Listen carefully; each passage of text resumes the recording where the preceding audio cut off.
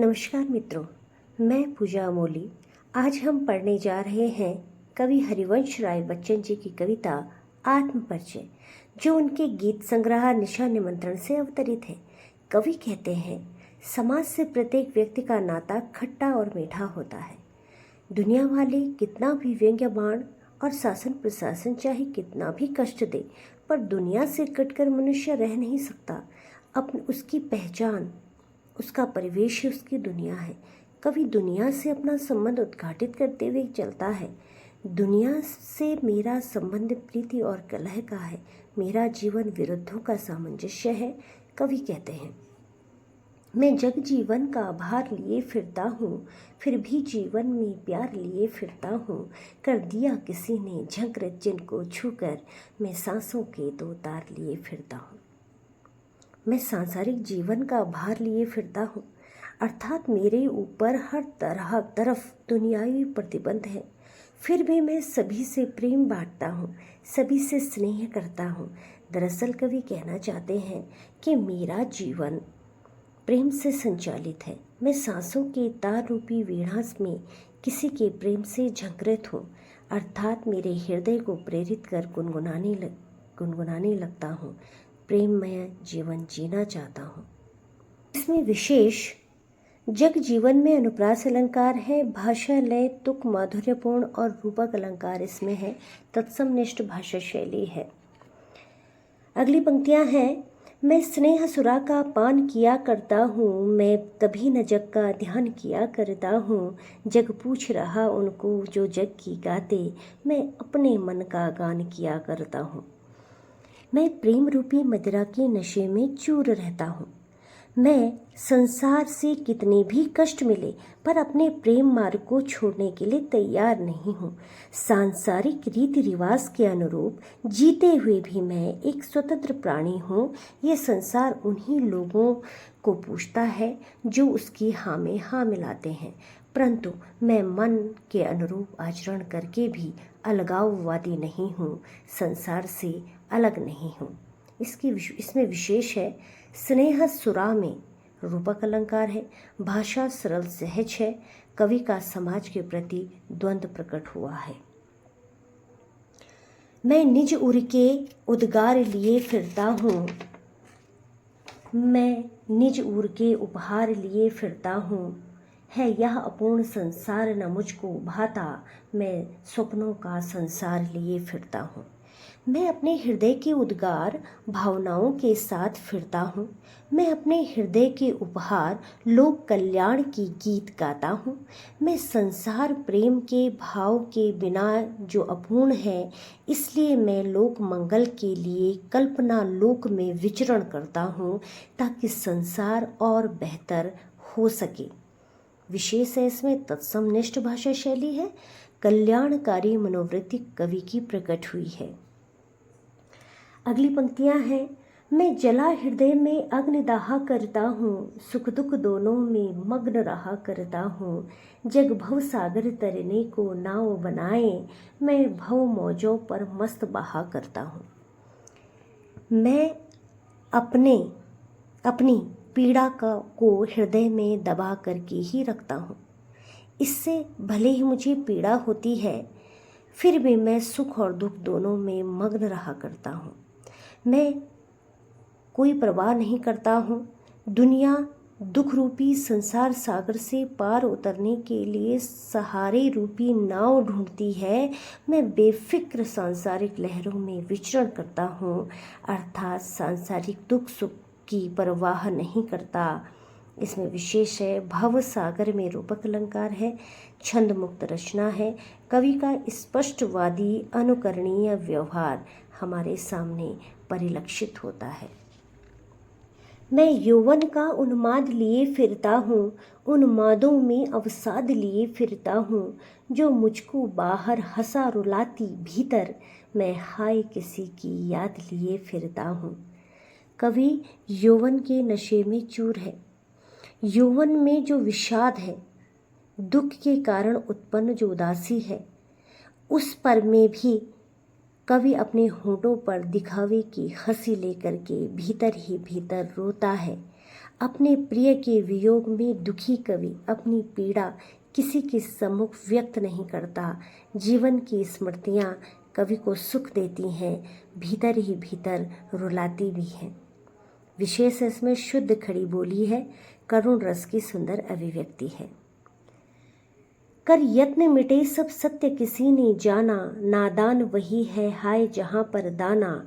फिर मूड न क्या जग जो इस पर भी सीखे, मैं सीख रहा हूँ सीखा ज्ञान भुलाना। जीवन का मर्म जानने का सभी भरसक प्रयास करते हैं, पर सत्य से सभी अनजान ही रहे। इस संसार में दानव और नादान दोनों प्रकृति के लोग एक साथ रहते हैं। ये संसार मूर्ख है जो यह नहीं जानता कि सभी बिना भेद के एक समान है। यह सीख हमें लेनी चाहिए, यह कवि का कहना है। विशेष है, सरल सहज खड़ी बोली है। कवि का इसमें दार्शनिक रूप प्रकट हुआ है। मैं जग और कहाँ का नाता, मैं बना बना कितनी जग रोज मिटाता। जग जिस पृथ्वी पर जोड़ा करता वैभव, मैं प्रतिपग से उस पृथ्वी को ठुकराता। कवि कहते हैं मैं और संसार की विचारधारा में अंतर है। संसार की प्रकृति संग्रह करने की है, कवि की प्रकृति विग्रह की है। जिस धन संग्रह में संसार मग्न है, मैं ऐसे साधन संपन्न संसार को ठुकराता हूँ। मैं संसार में होते हुए भी भिन्न दृष्टिकोण रखता हूँ, अर्थात ये संसार के बाहरी आकर्षण मुझे अपने में बांध नहीं सकते हैं। मेरे हृदय के जो भाव हैं, मेरी जो काव्य कृति है, वही मेरी असली संपत्ति है। और इसमें विशेष है सरल सहज भाषा, बना बना में पुनरुक्ति प्रकाश अलंकार है। मैं निज रोदन में राग लिए फिरता हूँ, शीतल वाणी में आग लिए फिरता हूँ। हो जिस पर भूपों के प्रासाद निछावर, मैं वह खंडहर का भाग लिए फिरता हूँ। मेरे सामान्य जीवन में गजब का विरोधाभास है। मेरे रोदन में भी संसार राग ढूंढता है। ऊपर से मधुर शीतल मेरी वाणी में विद्रोह की अग्नि विद्यमान है, अर्थात वाणी मृदु होते हुए भी प्रभावकारी है। जिन राजाओं को सुंदर महलों पर घमंड है, उन महलों से सुंदर मेरे खंडहर है। मेरा कवि कर्म अन्य किसी के कार्य से महत्वपूर्ण है। विशेष तत्समनिष्ठ भाषा शैली है, विरोधाभास अलंकार है। रोदन में राग में रॉ वर्ण की पुनरावृत्ति अनुप्रास अलंकार है और विरोधाभास अलंकार है रोदन में भी राग। मैं रोया इसको तुम कहते हो गाना, मैं फूटा पड़ा तुम कहते छंद बनाना। क्यों कवि कहकर संसार मुझे अपनाए, मैं दुनिया का हूँ एक नया दीवाना। ये समाज, कवि कह रहे हैं कि समाज मुझे समझ नहीं पाया, मेरी पीड़ा को गायन का नाम देता है। मैं अपनी दबी भावनाएं व्यक्त करता हूँ, समाज उसे छंदोबद्ध कविता कहता है। ये दुनिया मुझे दीवाने के रूप में स्वीकार करे न करे, पर कवि के रूप में मेरे दुनिया से कैसे भी संबंध हो, पर मन में उनके यानी कि समाज के प्रति प्रेम भाव है। विशेष करुण रस है। और क्यों कवि कहकर में वृत्त्यानुप्रास है। मैं दीवानों का वेश लिए फिरता हूँ, मैं मादकता निःशेष लिए फिरता हूँ। जिसको सुनकर जग झूमे झुके लहराए, मैं मस्ती का संदेश लिए फिरता हूँ। कवि कह रहे हैं कि ये दुनिया भले ही मुझे सामान्य व्यक्ति समझे, पर मैं इस दुनिया का सच्चा प्रेमी हूँ। मेरे पास ऐसा मंत्र है जिसे पाकर के हर कोई मेरी तरह मतवाला बन जाएगा। मैं चाहता हूँ कि मेरे इस संदेश को संसार आत्मसात करे, मेरी तरह दुनिया के प्रति मधुर संबंध रखे। ऐसा करने से जीवन का सच्चा सुख मिलना संभव है और दुनिया के लोग बेहतर और सुखी जीवन जी सकते हैं। मैं रोया इसको तुम कहते हो गाना, मैं फूटा पड़ा तुम कहते छंद बनाना, क्यों कवि कहकर संसार मुझे अपनाए, मैं दुनिया का हूँ एक नया दीवाना। ये समाज, कवि कह रहे हैं कि समाज मुझे समझ नहीं पाया, मेरी पीड़ा को गायन का नाम देता है। मैं अपनी दबी भावनाएं व्यक्त करता हूँ, समाज उसे छंदोबद्ध कविता कहता है।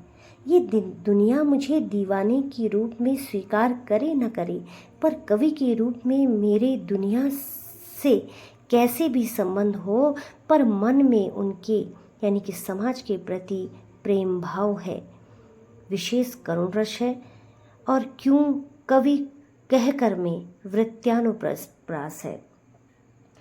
मैं दीवानों का वेश लिए फिरता हूँ, मैं मादकता निःशेष लिए फिरता हूँ, जिसको सुनकर जग झूमे झुके लहराए, मैं मस्ती का संदेश लिए फिरता हूँ। कवि कह रहे हैं कि ये दुनिया भले ही मुझे सामान्य व्यक्ति समझे, पर मैं इस दुनिया का सच्चा प्रेमी हूँ। मेरे पास ऐसा मंत्र है जिसे पाकर के हर कोई मेरी तरह मतवाला बन जाएगा। मैं चाहता हूँ कि मेरे इस संदेश को संसार आत्मसात करे, मेरी तरह दुनिया के प्रति मधुर संबंध रखे। ऐसा करने से जीवन का सच्चा सुख मिलना संभव है और दुनिया के लोग बेहतर और सुखी विशेष इसमें चित्रात्मकता का पुट है। झूम झुके में मैं मस्ती में अनुप्रास अलंकार है, उपदेशात्मक शैली इसमें है। तो अगर आपको ये आत्मपरिचय कविता और व्याख्या अच्छी लगी हो तो चैनल को सब्सक्राइब कीजिएगा, शेयर कीजिएगा, कमेंट कीजिएगा और कमेंट में बताइएगा कि आपके लिए कितना लाभान्वित आप इससे हुए। धन्यवाद। बने रहिए मेरे साथ।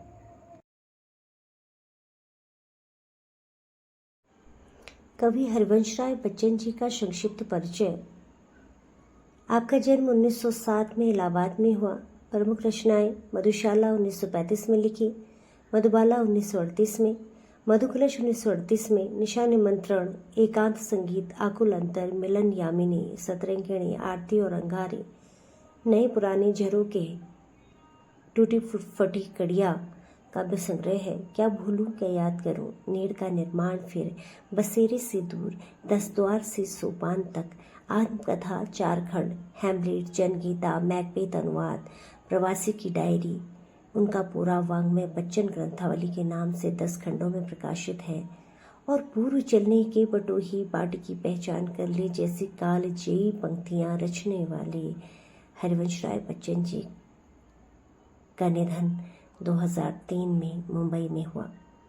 1942 से 1952 तक के इलाहाबाद विश्वविद्यालय में प्राध्यापक रहे, आकाशवाणी के साहित्यिक कार्यक्रमों से सम्मत रहे, फिर विदेश मंत्रालय में हिंदी विशेषज्ञ रहे। उनके काव्य में छायावाद की लाक्षणिकता और सीधी सादी जीवंत भाषा, गेय शैली में अपनी बात रखने का हुनर, व्यक्तिगत जीवन में घटी घटनाओं को सहज अनुभूति और ईमानदारी की अभिव्यक्ति बच्चन की कविताओं में प्रकट हुई है। और इसी के कारण यही विशेषता जो उनकी शब्दों को लेकर के, काव्य को लेकर के जो एक ईमानदारी है, वो उनके हिंदी काव्य संसार में उनकी विलक्षण लोकप्रियता का मूल आधार है। बच्चन का कवि रूप सबसे विख्यात है। उन्होंने अनेकों कहानियाँ लिखी, नाटक लिखी, डायरी लिखी, लेकिन जो उन्होंने आत्मकथा भी लिखी जो ईमानदार, आत्म स्वीकृति और प्रांजल शैली के कारण निरंतर पठनीय बनी हुई है। आप मशहूर फिल्म अभिनेता श्री अमिताभ बच्चन जी के पिता हैं। जया भादुड़ी जी, जया बच्चन जी आपकी पुत्रवधू हैं।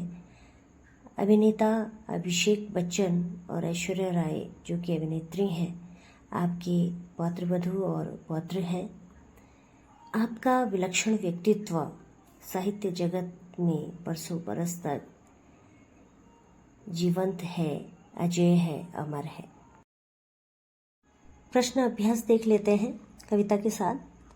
कविता एक ओर जगजीवन का आभार लिए घूमने की बात करती है और दूसरी ओर मैं कभी न जग का ध्यान किया करता हूँ, विपरीत से लगते इन कथनों का क्या आशय है।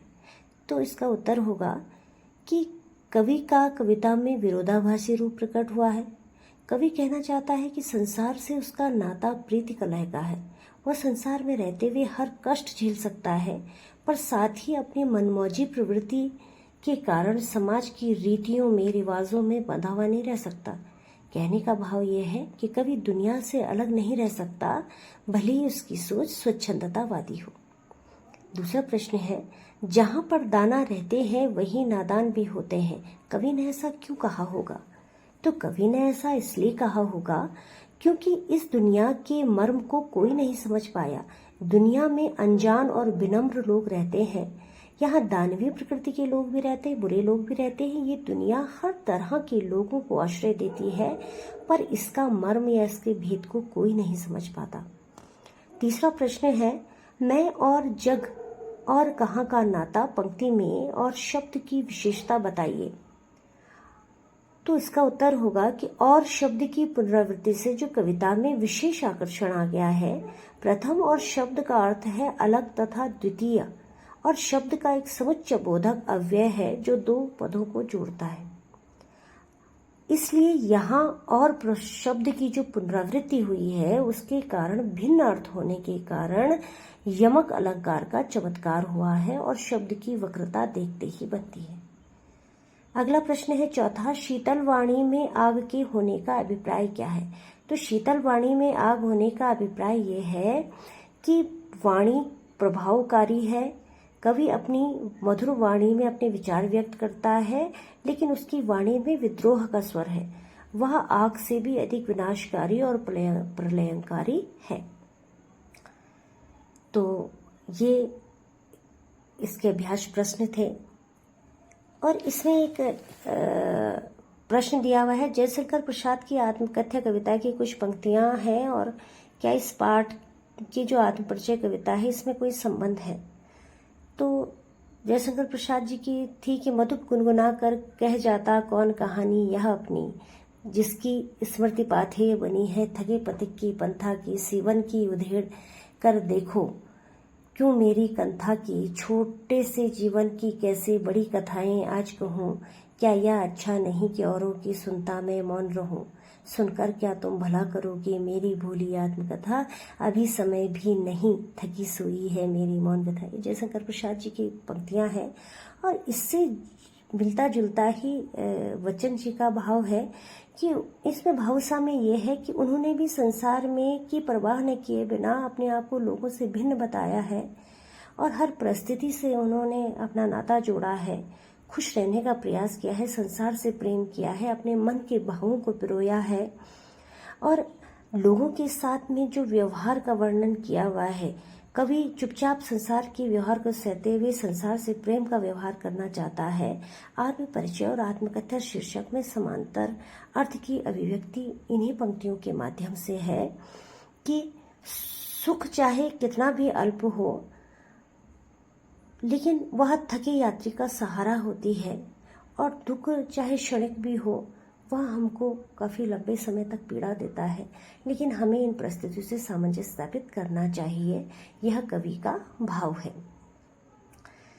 तो ये कुछ अभ्यास प्रश्न, और अगर वीडियो उपयोगी लगा हो और आपको इससे कुछ फ़ायदा मिला हो तो चैनल को लाइक, शेयर और सब्सक्राइब कीजिएगा और आगे भी अन्य विषय से संबंधित वीडियो देखिएगा और कमेंट कीजिएगा कि आपको कितना लाभ इससे हुआ।